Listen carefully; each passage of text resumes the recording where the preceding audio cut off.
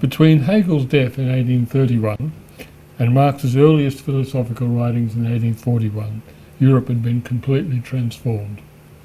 In France, you had the first uprisings of the proletariat where they were appointing their own leaders rather than tagging along behind one or another liberal politician. And in Britain, you have the Chartist movement, again, where poor working class people self-organised, usually smashed up the next day by police infiltrators, but nevertheless they wrote their own programs, they petitioned Parliament. In Hegel's day, it was taken for granted by everyone that there was a class of people that were involved in culture and society and political life that had to solve the social problems, and the social problems were what the rabble were up to. You know, and if the rabble went on the rampage or stole or committed crime, this was a social problem. Right? But there was no conception at that time that the rabble could actually create history. In the 10 years of the 1830s, that got turned upside down because real representatives of the proletariat came forward and said, these are the ideas we're fighting for. We want, you know, universal suffrage if we're in England, or we want something else, whatever, in France. So Hegel's philosophy was suddenly completely outmoded. Why that should be so isn't immediately obvious, but a whole system that said that everything was a realisation of the idea just doesn't stand up when the people that are excluded and uneducated and illiterate and don't participate in the political life are driving history any longer. And a whole range of critiques of Hegel started to come forward. For example, Hegel took the workers and the capitalists together as the business class. And in political life, the business class was represented, of course, by the wealthy business people. He assumed that workers would be proud to see the products that they had made circulating on the market at a good price. Never occurred to him that they might feel exploited by that. Right? He took the peasants together with the landed aristocracy as part of the agricultural class.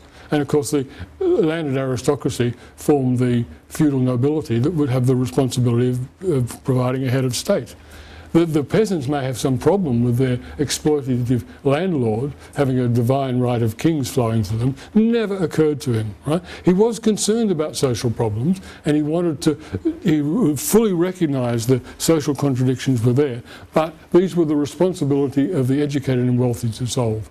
Well, Marx was born into a period where these problems were going to be solved by the people getting themselves organised, and it required a completely different philosophy. It wasn't a question of thought forms realising themselves now, but of activity, of actually making history and building the culture in the society, expressing itself in the form of ideas. Now, Hegel was really the original constructivist, social constructivist par excellence, by which I mean, for Hegel, everything was a social construct. He did nothing simply, not even being itself, existed sort of objectively and eternally. Everything was a social product. But he thought that nature was eternal. Nothing new nothing new under the sun in nature. Right? So he made an absolute dichotomy between nature and culture. Right? And that absolute dichotomy between nature and culture led him astray. He believed that nature was intelligible, but he didn't think that anything ever really changed. In his last years, he got to see that continents, were born, and this came into problems, But he absolutely rejected the evolution of species. He didn't know Darwin, but he knew Lamarck, and he rejected it because nothing new happens in nature. What this meant was that he took the human body and the differences between the genders and the difference between the races and the different sort of physiognomy of the wealthy classes and the poor as given by nature, and that therefore he had to explain them as logically necessary. And this, in fact, leads to a complete justification of the status quo. It also, like almost every philosopher you'll come across, is driven by the necessity of building a system. And at a certain point, while a lot of the ideas I've talked about now are particularly characteristic of the young Hegel, later on the system with its arcane logical triads and so on, is all you see. And it became very rigid. Now, these kind of points were made by Marx. But I want to look at a series of specific texts by Marx to elaborate on this. The first one is, in fact, the thesis on Feuerbach. The thesis on Feuerbach wasn't published until after Marx's death. It was just some dot points he wrote on a scrap of paper. But for anyone that wants to study activity theory, they're profoundly important. I mean, I reread the thesis on Feuerbach. It's about a page and a half, at least annually. And I'll go on reading it annually. It's just so rich. And I can only just touch on a few things here. But first, before we get to this, I want to ask where Marx would have got the concept of activity from. Because in the thesis on Feuerbach, the notion of activity looms very large. It's where it comes into our tradition of thinking. Activity begins firstly with Hegel, who introduced it as a critique of Spinoza's mechanical concept of nature. He says, nature is active, striving, full of contradictions. Right?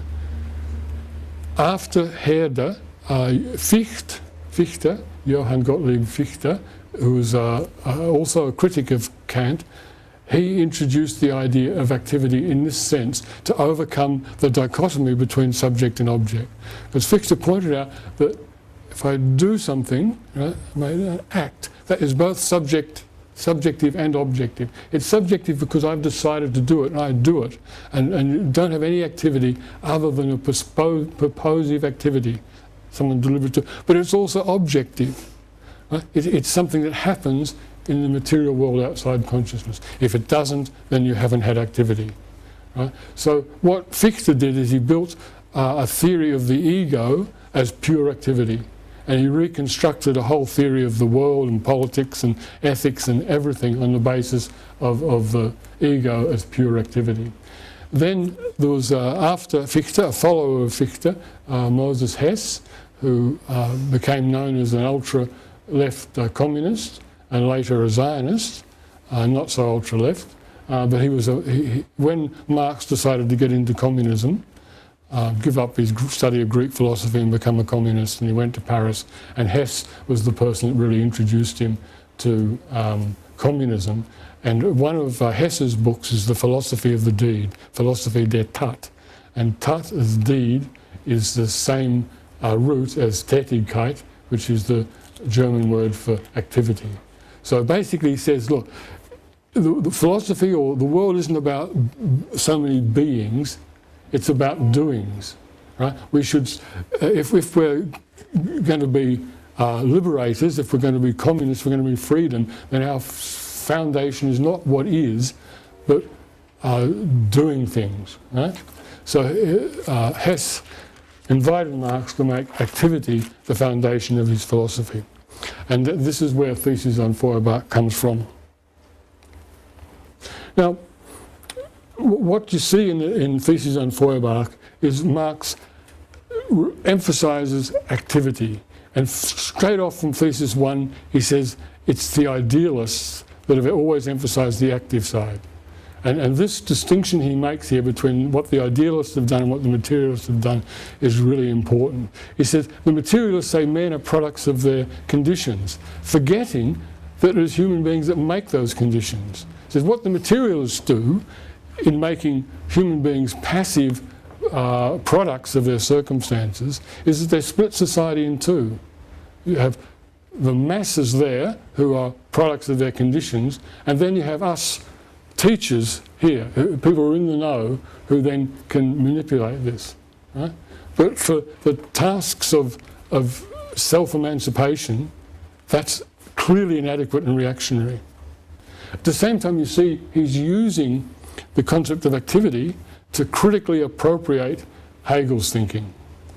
Right? Because instead of being a spirit which realizes itself, and I mean I've not emphasized this in the way I've given you Hegel, because I want to give you a Hegel which is already, in a sense, ready for use in psychology.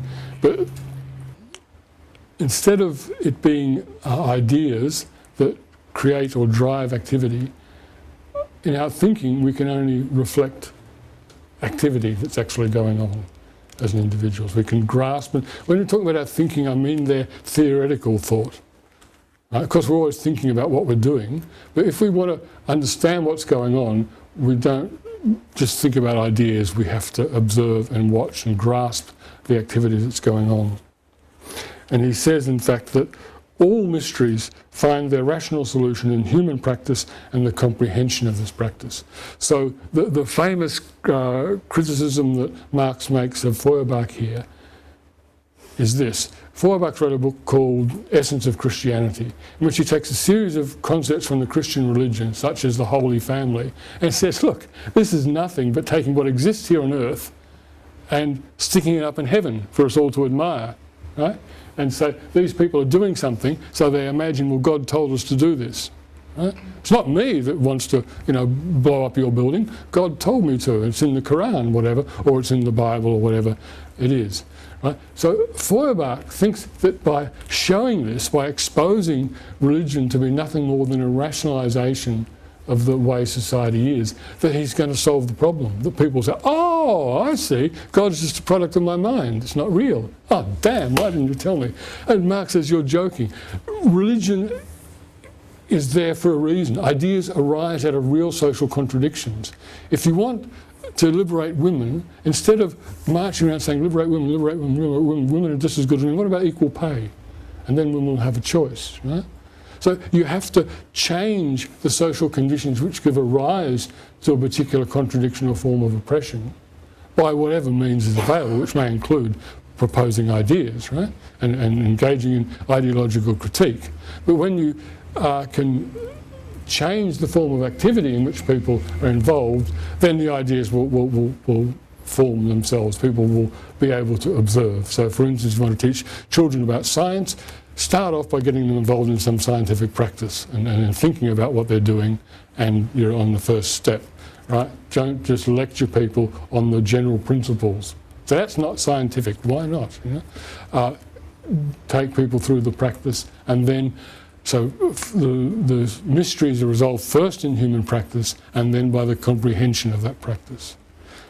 Now, in those 11 points, I can't deliver them to you here, but please take your time and go over them. Now, around about the same time, Marx and Engels together wrote a vast manuscript, which is really for the purpose of self-clarification, consigned, as they said, to the rats, and never published. This one paragraph, which I find very informative.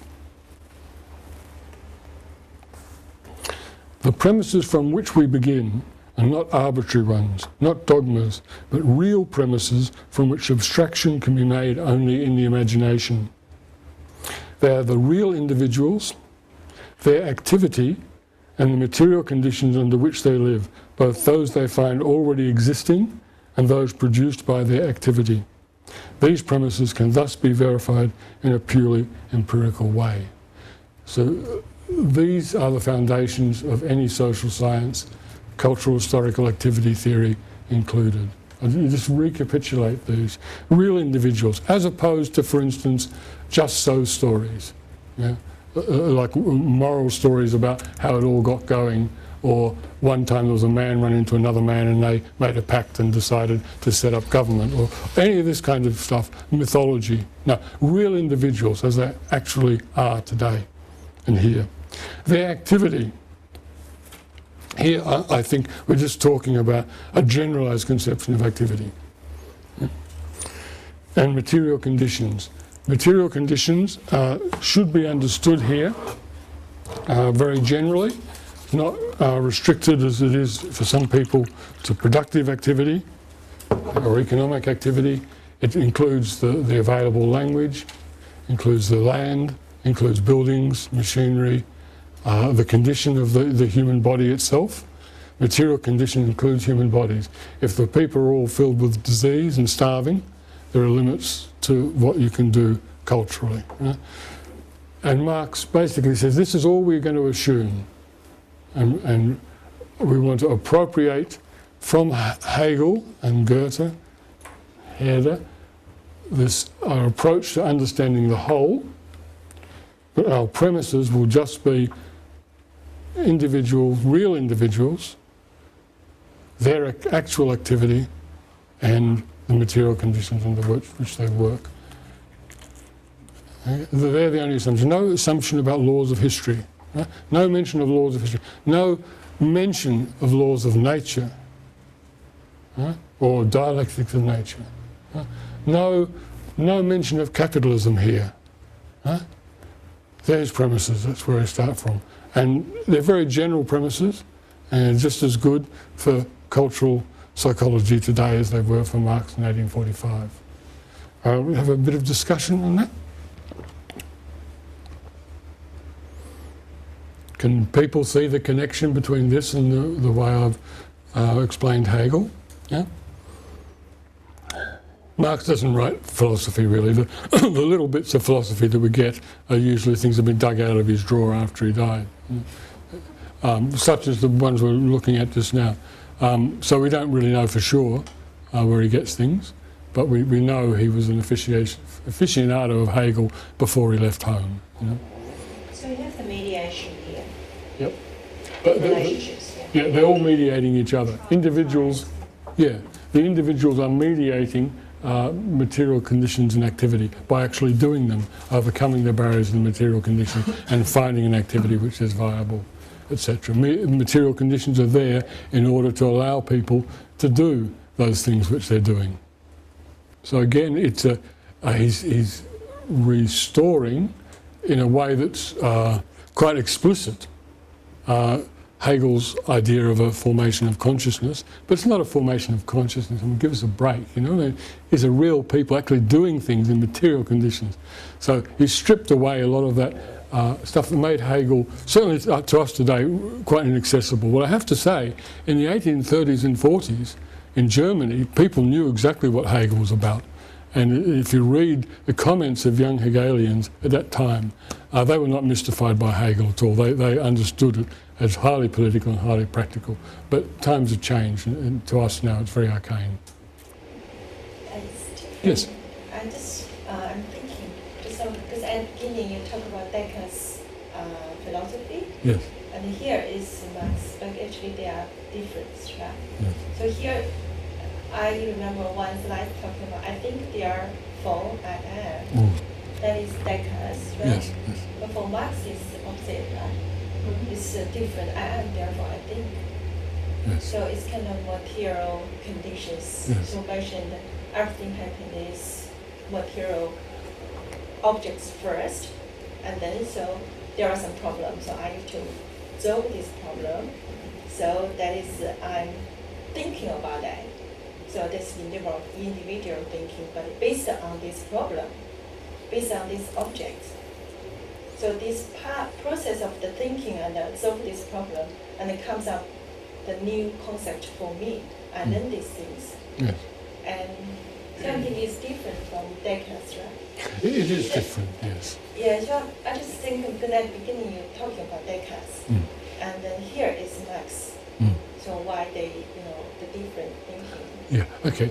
Descartes, we have to start from, because that is historically the real beginning of Western philosophy and the science of consciousness in particular.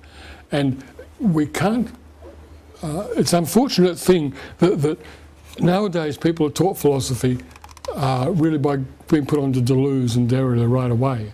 You know? And how can people possibly understand these things if they don't know the hundreds of years of history behind them? So Marx perfectly well accepted, with due modification, what Descartes had said. It didn't need to be repeated. Thought and matter are two different things. He was not deluded in that respect.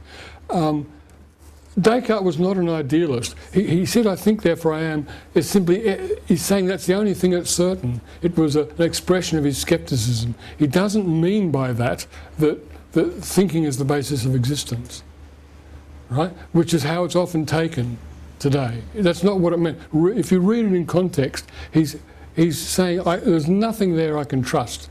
All I know is that I exist, because otherwise I couldn't even ask this question, right? So he's not setting out an idealist theory of the world in doing that. He's not an idealist at all. He's quite practical. Remember, this is the guy that worked out the trajectory of cannonballs, you know, by coordinate geometry. Very practical, right? But the point is that the ideas can have a truth, can give us insight. Right? But he wanted us not to just accept things blindly, but to be critical. And in that spirit, Marx was 100%. Marx differed a little bit in the sense because Descartes was at the very beginning, he said, throw it all out. Don't care what Aristotle says. Don't care what Aquinas says. It's all rubbish. Forget about it. Let's start now. What do I know now? All I know is that I exist. Now, where can we go from there? Now, a couple of hundred years down the road, Marx is a little bit the same in terms he's going right back to the beginning of communist theory and rethinking things through, but at the same time he's able to draw upon a couple of hundred years of development of philosophy and social thinking before him. He's gone to Paris, he's talked to people like Moses Hess, he's talked to the French socialist utopians, he's talked to Proudhon and Bakunin, right? He's very much aware that the individual doesn't just create an idea out of nothing, but ideas exist in society, and through participation in social practices you develop your ideas, right? So that's a difference. Is that okay? But I think if we just start off with that, you have people who easily get the idea that you know, thinking doesn't involve the head, right? Because Marx doesn't talk about that. He took it for granted. Right? Descartes led us down a wrong alley by posing the problem of knowledge as a problem of ontology. But there's still a basic true thought in what he said, and that true thought is sublated into everything that happened afterwards. But Goethe, through the mouthpiece of Faust, says, Im Anfang war der Tat, in the beginning was the deed, right? Which picks up on the point you're making. Yeah? You do something first and then see what happens. Yeah? Understand what you did, yeah? Human practice and the comprehension of that practice. Okay, moving on, just read this little quote that I've put on the PowerPoint here. This is 1857, in the midst of Marx's study of political economy and the history of political economy. He says, the concrete is the concentration of many determinations. It appears in the process of thinking, therefore, as a process of concentration as a result, not as a point of departure, even though it is the point of departure in reality.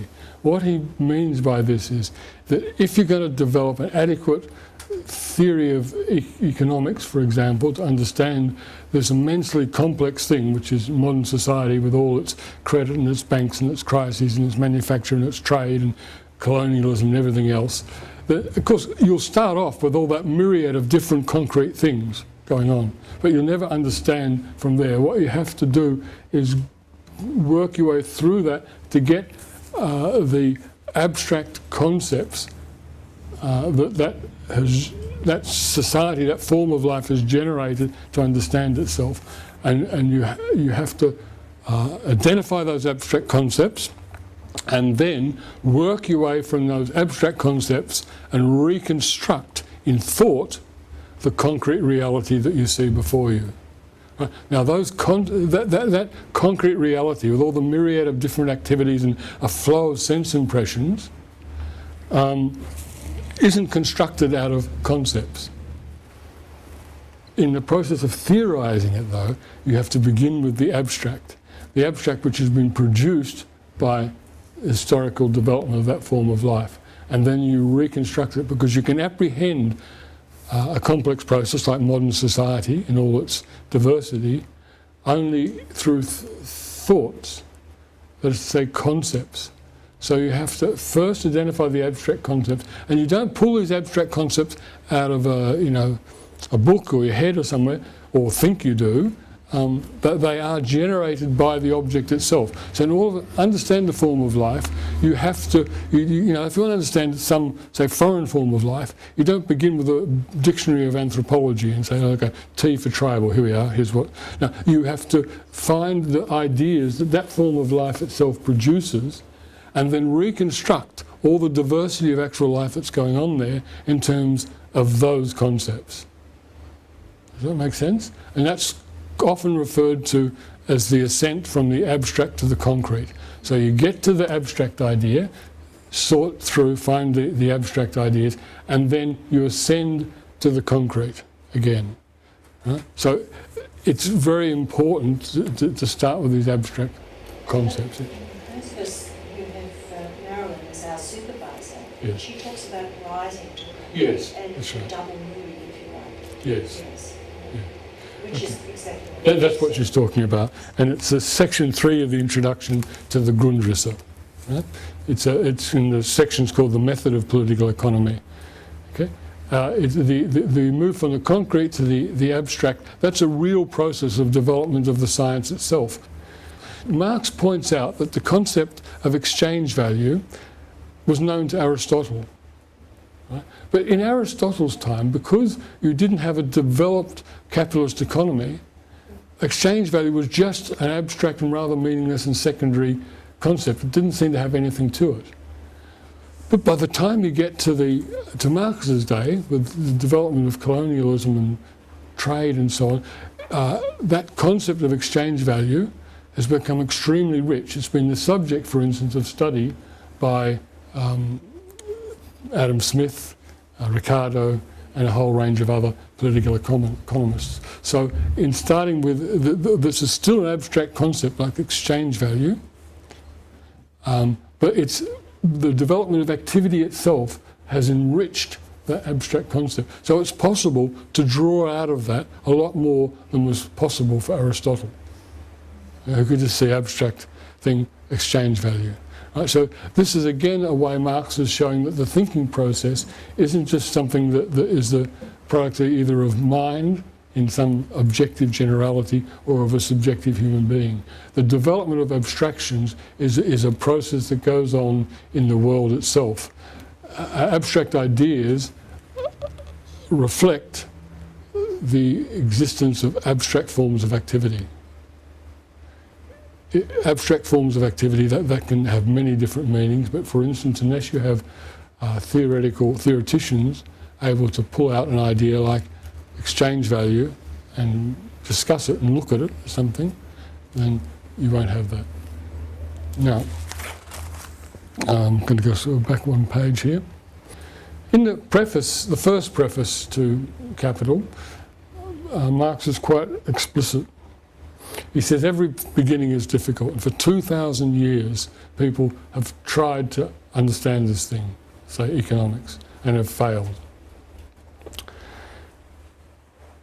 And then in a direct allusion to Hegel and Goethe, he says, but in bourgeois society, the commodity form of the product of labour, or the value form of the commodity, is the economic cell form. I said it's a direct allusion to Goethe, because in his time, not long after the discovery of the cell is understood as the Urphenomenon of a plant. Right? So he's saying that in the exchange of commodities, you have what Goethe called the Urphenomenon, what Hegel called the concept of bourgeois society. Bourgeois society, Bürgerliche Gesellschaft, sometimes translated as civil society, means all that part of life which is around business and production and trade and so on, apart from family and the state. Not that they're separate, but it's referring to a specific form of life, which is capitalist life. The notion of it is exchange of commodities. You scratch my back, I'll scratch yours. If you can understand that and follow through its ramifications and use your eyes, watch and see how the ramifications of doing something for someone who'll do something in return, how that plays out in practice, then you see it all. You'll see colonialism, you see banks' credit and everything. So in writing Capital, the first chapter is about the commodity. Now, he regretted the fact that none of his friends could understand it. They were very frustrated, and he had several goes round to write that first chapter over a period of about 6 years, and people couldn't grasp it. It just seemed to be the upside-down way to go around. I mean, one reason, in a modern capitalist economy, including in 1867, there wasn't any exchange of commodities going on. That's something that even happened, you know, among the ferals, you know, with their Let's programs or something, or you know, in far reaches of a peasant village or something, because they lived in a money economy. But this is the first strange thing, that the Urphenomen, or the cell of bourgeois society, is actually something that's so simple it doesn't even go on any longer. Right? And it's true that if Goethe had thought through his Urphenomen a bit longer, you'd realise that you can't actually have an image that doesn't have any particularity to it at all. You can't draw a plant that has no shape, no size, no colour. Yeah? You could contradict what I just said by saying, well, money is a commodity. And that's right, that's the solution to the puzzle, that if everything is around money in a capitalist economy, then that explains how the commodity can be the germ cell. But if you just say it's all about money, then you really fail to understand the thing, because then it is basically, well, what is money? You know? By saying that the germ cell is exchange of commodities, then what you have is a person A, a person B, and they exchange commodities. They have a relationship that is mediated by a product of one person's labour being meeting the needs of another person and being paid for in like magnitude. Right? And so out of that cell, which includes real people, artefacts, that is to say things they produce, that from a mediating relation between them in a specific practice. Right? Out of that is the whole of capital. And that's the main book that Vygotsky studied in preparing himself for founding his. He said, we have to write the Das Kapital of psychology. So that's what he meant. We had to do what Marx did in Capital. What did Marx do in Capital? Well, it took him 24 years to get to that point, but he identified what was the simple, single, little, visible, empirical thing, activity, that out of which the whole business unfolded, and that's exchange of commodities. Right? So that's a typical, it's like an archetype for how a science is to be built. Just one example of where Marx takes this. He says that in the first chapter on the commodity, he says the secret of the expression of value, namely that all kinds of labour are equal and equivalent, because, and insofar as they are human labour in general, cannot be deciphered until the notion of human equality has already acquired the fixity of a popular prejudice. This, however, is possible only in a society in which the great mass of the produce of labour already takes the form of commodities, in which consequently the dominant relation between person and person is that of owners of commodities. So he's saying how this ethical principle, a very fundamental principle of ethics, both makes capitalist economy comprehensible, because you couldn't make sense of the whole idea of value unless you were able to grasp the idea of the inherent, innate equality of human life. Right? Saying that idea could not arise except in a society dominated by exchange of commodities at their value. So this reflects, I think, very profoundly how Marx is able to take out of a very simple cell, the exchange of commodities, some very profound insights. One of the other things, one of the few explicit ventures into psychology that Marx has is this concept of fetishism. He says that when people are parted from the product of labour and it goes onto the market, it appears to acquire human power. It has like a power and path of its own, and it dominates. I mean, working class people produce wealth, but they are enslaved by that wealth. They have created a rod for their own back. And that unless people are scientifically reflective, and I mean, probably that's the majority of cases today to some degree, but normally, if people don't think deeply about what's going on in their lives, they tend to impute human powers into objects, right? Like such as a $100 bill. You go, this is great, this will do this and that for me. So this is, he calls it a fetish because of course it's a direct allusion to religious societies where icons and crosses and various things are imbued with spiritual power. In a capitalist economy, we imbue spiritual power in things. We allow them to tell us what we should do in our lives, and we give them great power. And if you think again that this is something, again, of very profound psychological significance, that we create things, we put them out in the world, and once they become part of the world, that separate from us, then they appear to have human qualities. We'll just have a bit of a talk about that, and then I'll finish up. You okay with this?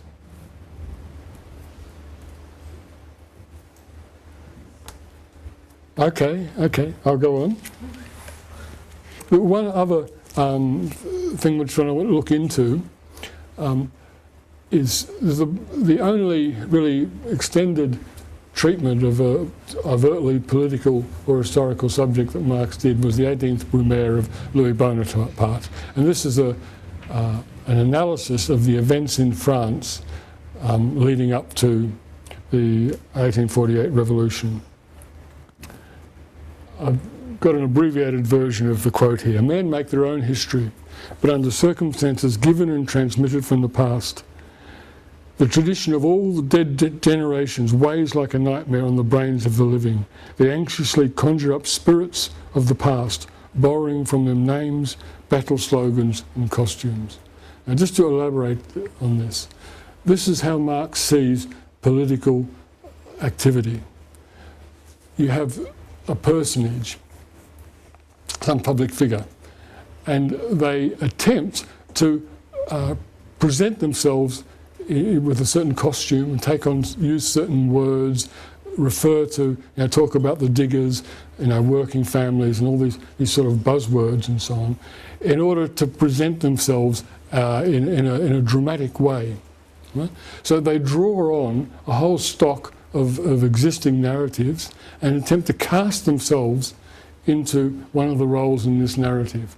Then the general public around witness that, and they, according to a number of factors, they can identify that and decide to participate in that drama and vote for them, go along with them, throw stones at immigrants or whatever it is that the person's asking them to do.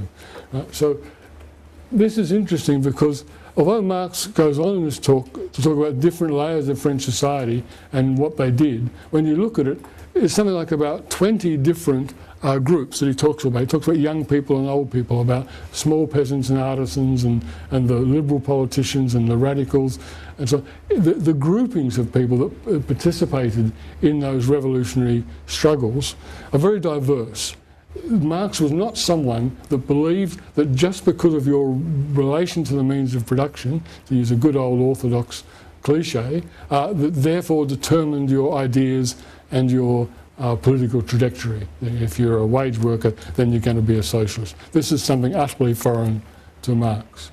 Marx, although he didn't build a whole theory and give us a dust capital of politics. Right? We just have to go on what few things he did right. The word semiotics didn't exist in those days. Right?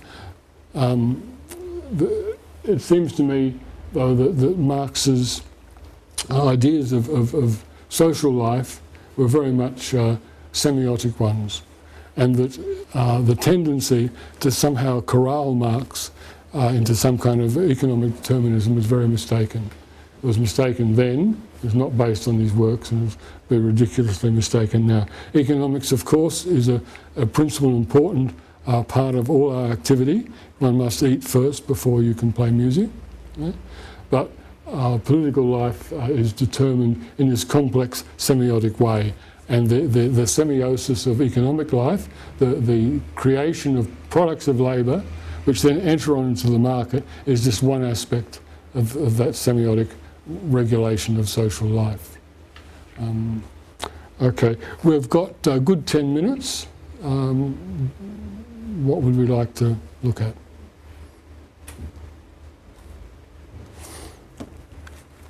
While we're thinking about it, I've concentrated on the origins of cultural historical activity theory in the German Romanticism and classical German philosophy. But I don't want to give the impression that that's the only source of cultural historical activity theory and Vygotsky's ideas. So this diagram here, which you can find on the internet, gives you some idea of the diversity of sources. In addition to the German philosophy, you had also a great school of linguistics and hermeneutics in Russia, which also had its origins in German classicism, Wilhelm von Humboldt and Herder and Schleiermacher. But it was a very strong tradition, very powerful, and that's really where Vygotsky got his initial training, Gustav Speth, and a follower of Botebna. So linguistics is a part of it. Another important source is American pragmatism.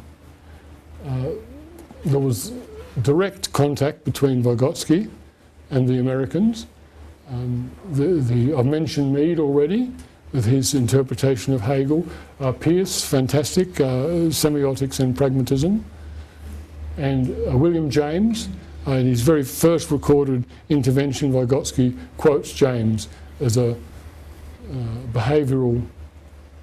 social behaviourist, as a counter to the dominant physiological behaviourism in Russia at the time. Also, French sociology, very powerful tradition beginning with Rousseau, Durkheim, Henri Bergson and others, the anthropologists such as Marcel Mauss, who also can trace themselves back to Herder's work, and also German science here, including the Gestaltists, but people like Wilhelm Wundt, and those great tradition of German science, particularly from the latter part of the 19th century, which looked into the physiology of human nervous system and so on, and they trained James, for instance. There's a direct connection between them and the Americans as well. So they're the main influences, but the German philosophy that I've introduced you to is historically the first and really important, but there are other sources, the Americans, the French, German science, Russian linguistics and hermeneutics particularly. Okay, any other questions, please? Challenge me. Yes? I just feel that it's really helpful to know about German's philosophy and also the history as well, and then to help us to understand Vygotsky counter-historical theory. Yeah, it's really helpful. Yeah, thank you, and especially to part of the different period, historical period, to see different philosophy and to understand Vygotsky theories. It's very helpful. Vygotsky himself says it's no good just to look at the finished product. Yeah, you have to see the whole process by which you arrive. For me, I only discovered Herder really about 6 months ago, and I couldn't believe what I was reading. You know, he said 1770 something, and he's writing thinking is working with symbols. You know, a Schwerpunkt, which is now known as the leading activity. Yeah? The latest sort of discovery of activity theory, you know, today. And there, he was writing about this in 1780 or something, you know. And then I can't put it. When you know, you see the connection there with the concept of activity. Now, you know, I don't know if you know Leontief, but Leontief's concept of activity is very much like little sort of organisms are active, and he tries to derive properties of human life by following the early forms of life up. Now, I didn't like that because I go a bit with Marx, real individuals, you know, and forget about nature, let's look at real individuals. But at the same time, when you think, well, what is activity? Well, it's difficult to explain. Does it include things you do unconsciously? You know? So to really get to an understanding of what activity is, it's really helpful to see it began with this conception of nature. Yeah? And nature is active, full of contradiction, striving, opposing forces. Just a very generalised concept then. And so in a sense, Leontief's concept of activity, where he introduces it from organic nature, and of course goes through in Leontief's work a sharp change when he gets to human life, because things are mediated by artefacts. Right? So that's when you go from Goethe to Hegel, and Hegel is the big break there is, instead of seeing humanity and nature as the basic polarity, he's looking at human beings in our own nature, yeah, in our culture. So I agree. And it's been a wonderful learning process for me when I've discovered the history behind these ideas. But initially, you just have to take them. It's very nice, useful, because like Hegel's work and also Spinoza's work, it's really hard to understand for us. So, for me, when we're reading their articles, it's really hard to understand. It is hard to understand. To have it here, to have it with us. Yeah. Look, I'm not in a position to do research programs with childhood learning or anything. I'm just not able to do that. My circumstances have I've been just, that kind of thing is ruled out for me. But I do have the opportunity to sit at home and sweat, sometimes week after week, with some arcane bit of ancient German theory, and crack it, and then I can say, hey, look, this is what he was talking about. Yeah. But I still have a question on concepts. Yes. Because in the triangle things is particular, individual, and universal. Yes. For the concept is we talk about individual to think or pick up the particular idea of universal. Yes. So that is part of explanation of this triangle. Well, the individual, universal, particular relationship is a very abstract and general one, and you can realise it in a lot of different ways, right? The thing is, unlike Descartes, Hegel didn't proceed on the basis of ideas and matter, right? He basically said, well, who cares, about that? We understand what to do with those things that are part of our culture, right? Therefore, sorry, I'm just trying to get back to why I'm saying that. So when we look at individual, one moment he's talking about an individual thing that you're categorising as a pine tree, for instance, that you're subsuming under some universal pine tree. The next moment you're looking at an idea, right? An individual thought, right? like my thought of a pine tree. And Hegel's not making that distinction. He's not distinguishing your thought of something and the thing itself, because all that we do with our thoughts is we constitute and reflect the things in the world we live. Which, a pine tree is a pine tree in a sense because we say so. Yeah, and we plant them in plantations, and we associate them with forests and goblins, and like even the moon, which is nowhere near the Earth, is only the moon because it figures in our romances, our concepts of things rotating around the centre, right? So he's not concerned with some dichotomy between an idea and a thing. Right? He takes it that the world we live in is what is given to us in our thought. His psychology, actually, when he eventually gets to psychology, is only concerned with the formation of individuality. He takes it for granted that, normally speaking, all the people working in a particular culture have ideas which are part and parcel with the world of things and activities that they live in. And he doesn't pose any kind of problematic contradiction between them. So when we're looking at individual, universal in particular, he presents it as a logical triad, a syllogism. Right? The classic is all men are mortal, Socrates is immortal, is a man, therefore Socrates is mortal. Right? And you can analyse that in terms of individual, universal in particular. And that's how he presents it. Right? It's quite mysterious. But the point is that he sees that logical relationship as the same as relationships between people and things and whatever in the world we live in. And he makes life very difficult because he doesn't spell that out. Fortunately, he wrote things when he was much younger where it's easier to see what he's talking about. Right? So that enables us to decode some of his later work, which is very arcane. But with individual universals in particular, I can give you an example. You know, like here's a lectern, individual lectern under the universal given by the word lectern, because I stand in front of it and leave my notes on it, basically. Right? Because I engage in a lectern-like practice with it. And if you turn the table on its end, and I'd been able to do the same thing, that would have been the lectern. Right. But at the same time, I could take I could take my thought of the lectern as what was playing the role of individual, and go through and take the universal as being the word. I could interpret that relationship in a way that was just logical or linguistic, or you can interpret it in a way that, for example, plants are realizations of a certain genome. Right? So you can look at a relationship in an individual realization of that universal genome, and that forms in particular species. So you can make an interpretation of nature that way as well. So you can give it very general application. In Vygotsky, I tend to find the concepts of activity and mediation with artifacts is a good way of realizing it, but doesn't stop there.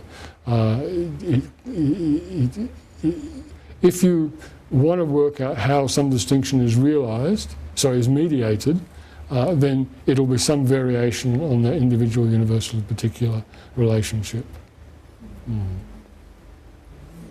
Although that's very sort of fuzzy and difficult to get your hands on, that kind of thought, the other side of that is when you can connect to it, it opens up a whole range of different types of reflection and investigation.